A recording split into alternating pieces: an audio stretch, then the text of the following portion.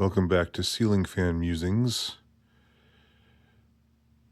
I've been recently led by all of the controversy and well, I think controversy isn't even the right word because it suggests that there's controversy suggests that there's people who believe all different kinds of ways about it. I think it's just the mass hatred of the Joker sequel, which I understand, but I have a my own complicated uh, response to, which you might might or might not be interested in. It might bore you, uh, but uh, but anyway, you can, if you are interested, you can watch my the videos that I've done about the Joker sequel. um, but I wanted to say something about, or I wanted to delve into this whole uh, issue of sort of what was the point of having Todd Phillips and Joaquin Phoenix having crafted this sequel that completely alienated the fans of the original. Um, and I don't think it was, as I've said before, I don't hold with the theory that is predominant among the haters, and I'm certainly not a lover of Joker 2, but the predominant theory is that they did it, made this movie spitefully to try to get back at the fans for liking the first movie because they shouldn't have liked it, because whatever, because they were wrong to sympathize with Arthur Fleck, and now the sequel is setting them right with this super nasty kind of tone and ending that it has. But I got the feeling there was more, like, to this entire question of the themes that are tackled in the Joker sequel. The themes that I think are really there, that are interesting and that are worth delving into, and that is the whole question of um, celebrity, and what it means to be revered and to have a fan base, but to be revered and to have this rabid and loyal fan base, but their fandom hinges upon your alter ego, the persona you've created, more than it does. They're not really that interested in the real you and the struggles that created the situation which led to you creating this alter ego. In the case of Joker, in the case of Arthur Fleck, and what first brought him to metamorphose into Joker.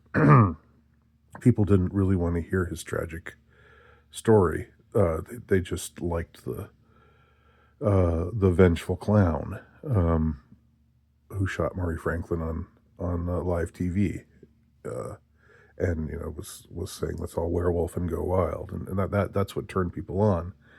And so when he started to turn against that, they all deserted him. His fan base deserted him, or they all grew disappointed in him for not living up to what they wanted from him. Now that's been interpreted as some kind of message about toxic fandom, or some kind of woke critique, which I don't think it is. I honestly don't. But it does. But again, I've said before, it doesn't matter what I think. And I guess I wound up summarizing my perspective on all that here, which I just said. So now you don't have to watch my other videos. So lucky you. Um, but I remembered that there was this movie that was made with Joaquin Phoenix that seems to have largely been forgotten now. And it was this weird semi-documentary or mock documentary, or nobody knew if it was real or not at the time. It's called I'm Still Here, and it was released, I think, in 2009. I think it was if you look it up, it says it was released in 2010. I'm remembering it being slightly earlier than that, but that's hardly important right now. In any case, I remember what was going on during that time period, um, and while this movie was being filmed, um, most people thought that Joaquin Phoenix was actually honestly losing it. Um, and again, it's very intriguing. This has just been pretty much forgotten by now. It wasn't that long ago, but in pop culture, if it didn't happen, you know, if it happened 2 hours ago, it's basically old news. So 15 years ago was really, really old news. But it seems to reflect this movie, I'm Still Here, and all of the controversy surrounding all of the questions surrounding it, all of the bafflement that it created in people, seems rather relevant to what the Joker sequel was trying to do, the sort of things it was trying to comment on, whether successfully or not, and I think largely not. But anyway, just to remind everybody, there was a time period when Joaquin Phoenix, who was at the time, in his mid 30s, and he was somebody who had grabbed the headlines for a couple of uh, starring roles that he'd done. I guess the first uh, movie that he gained notice for was Gladiator, but he grew up in a showbiz family, uh, weird family background, you know, cult immersion in a a child trafficking cult, the Children of God. He had his older brother River, who died tragically young, under strange circumstances, and yeah, lots of weird stuff with Joaquin, and I don't know. It's hard to know what's real and what isn't. Ultimately, it's hard to know where the facade begins and the reality ends, or vice versa. But but in a way, he's always been a part of a showbiz family, or he like when he was young and in a cult, and he he had I think his older brother and three sisters, and they would perform together and do stuff, musical stuff for the Children of God, which was this incredibly unsavory group that the parents broke from, and then wound up in Hollywood, which I don't. It's hard to understand how does that seems like it's one of those. That's another one of those things where there's some massive piece of the story that's missing, you know, uh, and those of us who get called conspiracy theorists we often are the ones who say, wait a minute, this, how do you explain this? Like, how do you make the transition from living in, where were they, somewhere in Central America, just um uh in these kinds of dirt poor conditions, in this incredibly unsavory cult, and they break out of that and then break into the scarcely less unsavory cult of Hollywood. Joaquin's mom started working as a secretary, I think, for some movie company or other. I don't have all the details here, And I think that his parents split at this point. I think his dad just got out of the biz or out of Hollywood entirely, but I think it was his mom's. It was due to his mom's influence that that both Phoenix and both River and Phoenix. I want to say it in the correct order because River was the first to emerge. Um, that they both found stardom, um, and River, as I said, died at a very young age, tragically under strange circumstances, and then eventually Joaquin emerged, and his first major role was Gladiator in 2000. You know, where he plays this uh, this villainous like was he the son of an emperor or something, or maybe he was like a young emperor, but just sort of a perverse Caligula like character. I don't think he was Caligula, but anyway, this is like all impressionistic because it's just what I'm remembering. Um, this isn't this. I hope you're not holding me to the standards that you would hold to somebody who's writing an essay here. I'm just speaking um, speaking my thoughts. And then he was in M. Night Shyamalan's Signs, and he was in Walk the Line. He played Johnny Cash, and it seemed maybe he was in a couple other things. So he was like this up and coming talent, this hot young star, uh, and was getting all kinds of acclaim. It seemed like it was his his time to shine. Um, and then abruptly he makes this announcement that he's getting out of showbiz. He doesn't want to do movies anymore, and instead he's going to be a rapper. And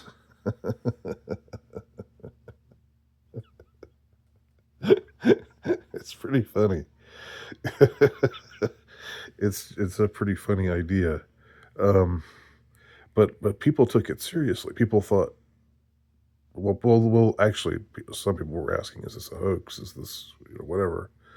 But it seems like he convinced most people that it was for real, and he put on a ton of weight, and he was not looking his best, and he stopped shaving, and he was like he was just this hirsute fat, you know out of it kind of mess of a man. And the times when he would try to perform as a rap artist, he was hilariously incompetent. He actually had a live performance. He actually has some songs, that he, I guess, wrote. But yeah, and there was a performance that he actually did in Miami to a large crowd of hip, you know, a hip young audience, where he's up there, and kind of like in this this Blues Brothers kind of get up, but fat and long beard and sunglasses, and just looking just out of it, just and not able to, like, the rap itself. It doesn't it's just bad, it's just noticeably bad. um and then he gets into a fight with somebody, like there's some heckler that he ends up jumping into the crowd to fight, and so his performance is just this one song, and then he's rushed out. And so the way that the movie presents it, the way that the movie I'm Not Here, or I'm Still Here, I'm Not Here is a different movie, isn't it? Is that what the Dylan movie was called, or something like that? But I'm Still Here, um, which is directed by Casey Affleck. So that maybe lets us know that it's not like a documentary, that this is some kind of performance that Joaquin Phoenix is doing, but he's not letting the world in on the fact that he's doing that this is a performance. And in fact, he gets really offended in interviews when somebody asks him if it's a hoax. He's really prickly, uh, and there are lots of scenes where he's just abusing his assistant, and just uh, all of the like the people who were there to serve him, all of his underlings. He's just a total shit, to everybody. Um, so it's not like it's like he's he's very hard to like, at the same time that he's pitiful, and you in a way feel sorry for him, but at the same time, it's not like they try really hard. I think that this is to the movie's credit, that they don't go overboard trying to make you feel sympathetically towards him, because we see him just still being this huge egoic, monster of a person, but who apparently just thinks that he doesn't want to do movies anymore. That movies are a dead end, uh, and that Hollywood is stupid. And the thing is, he's right. Hollywood is stupid. It's worse than stupid. If only it were just stupid. Hollywood is evil. It's as evil as the children of God. It's basically the children of God, on a wider scale, with more money and more powerful, but it's just as evil. Um, and so so you can understand the impulse to want to get out of that. But why? But the idea that he's going to be a rapper, um, is is just, it's amusing, and it's definitely a left turn, that you wouldn't expect. There are a couple of scenes that really stand out. One is when he goes on Letterman, and this is back when Letterman still, had this was before Letterman became this shell of a man that he is now. Where he's always virtue signaling and always wanting to show everybody, that he's on the right side of history. And it's really it's really just sad to see what that guy's turned into in his old age. Um, I don't know if it's just a response to impending death, that you want to right your wrongs or something like that. Uh, it's sort of like what the odious Howard Stern is trying to do now, trying to be all woke. When most of his career he was just absolutely a skeezy sleazebag, and that was his whole shtick, and was unapologetic about it. And but so we see the same kind of phenomenon happening with Letterman in his own way. But back in the late aughts, when Joaquin Phoenix was on his show, doing this routine where he's just sitting there, hardly saying a thing, and uh, uh, with his ridiculous beard, and just staying there chewing gum, being non-committal, and Letterman just hilariously savages him, and just takes him down several pegs. Uh, because he sort of senses that that's what he's there to do. That's the whole point of Joaquin's character, the character that he's playing in this movie, appearing on this. talk show, this popular talk show watched by millions of people. Um, Letterman just senses that his the correct role to play is to mock him, um, and he does so, very very hilariously. Um, but afterwards, it's like, oh, what have I done? I'm he jumps out of his limo and in Central Park and climbs up on a wall and is like, "Ah, what am I doing? I can't go back. What have I done?" Uh, all of this angst.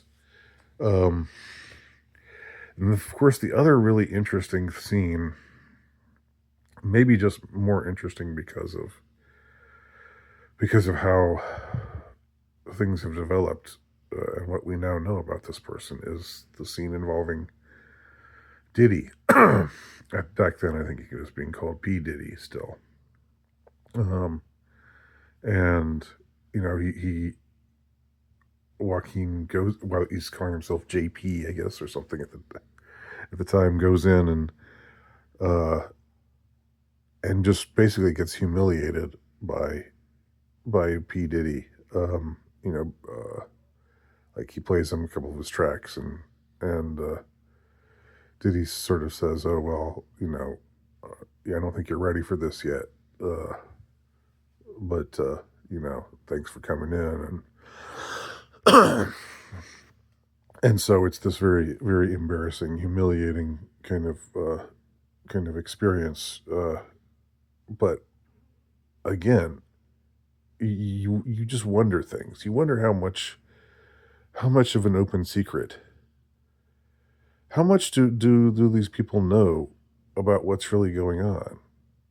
Did they know back in 2010 what Diddy really was, the kind of things he was actually doing? I mean, there's plenty of evidence that they knew. He was giving Diddy was giving interviews. There's an interview that he gives to Conan O'Brien, where he talks about how the ways, the things that he does to get his parties ready, and how he turns the heat up and locks the doors so that women can't leave, and and make sure there's lots of alcohol. It's like, this is sounding in even Conan O'Brien says that this is sounding a little dangerous. Like he's sort of trying to make light of it, or trying to interpret it in a way that's not uh, absolutely nefarious and suggestive of evils being perpetrated. But it's hard to really it's hard to look back and see those kinds of things, those kinds of revelations, and not know and claim that you didn't know what was really going on. My sense of things is that it's always an open secret. It's always an open secret. And uh, so what's happening. If you're in that biz, if you're in that racket, if you've got some kind of attachment to all of that, to it, and it's like a cult. We'll just call it a cult. If you've got some kind of attachment to the Hollywood cult, um, then you're aware of what's going on, and you're aware of the massive hypocrisies afoot. That Hollywood's like, oh, we're so liberal, we're so woke, we're so feminist, and and meanwhile they're abusing women and children and men. I mean, they're abusing everyone. Uh, you know, uh, these absolutely depraved executives And I mean the whole business is seems to be to a great extent uh, predicated on depravity. Like that's just what that's the glue that keeps it all together is absolute uh, degenerate depravity. So you're in the midst of all of that, you know.